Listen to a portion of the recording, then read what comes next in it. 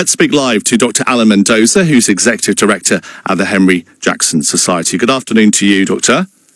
Good afternoon. We're actually going to talk about wheat prices and the, of course, actions that Russia's taken, which is seeing them rise the price of wheat on global markets. But if you'd be so kind, what do you make of that announcement from Moscow that British diplomats working in Russia will need to notify authorities of their movements around the country? Well, it's a bit pathetic, isn't it? We're plumbing the lows, if you like, of diplomatic tit-for-tat actions. I'm sure we will, kind of respond to this nonsense. I mean, the idea that diplomats should be, kind of, if you like, confined to predetermined routes is just nonsense. But it just shows how the Russians are trying to close down every avenue of discussion. And I suppose what they're really worried about is British diplomats meeting ordinary Russians who might then learn the truth about what's happening in Ukraine.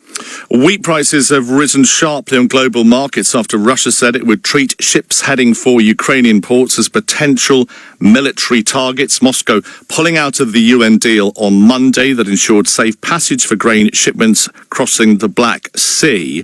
The war really has exposed how vulnerable certainly the world is to energy. And once again on food, this will hit some of the poorest people on the planet. Yes, it's outrageous. I mean, basically, we've known from day one in the war that this particular aspect overwhelmingly affects the developing world.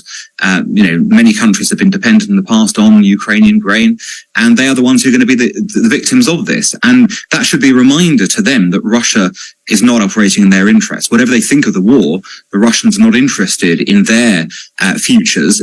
Russia's only interested in its own future.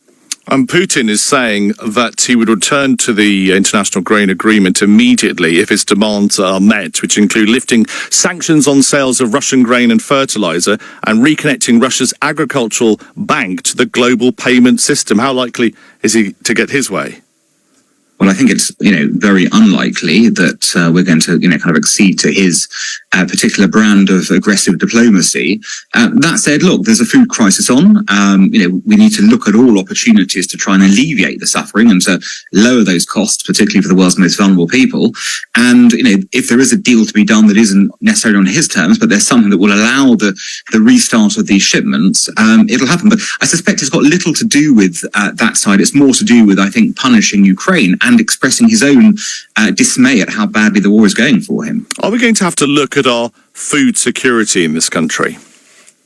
Oh, most definitely. And we should have, just as we've been looking at energy security, we should be looking at every aspect of critical national infrastructure security going forwards. Because as you've seen in this conflict, actions that happen halfway around the world do have a consequence here.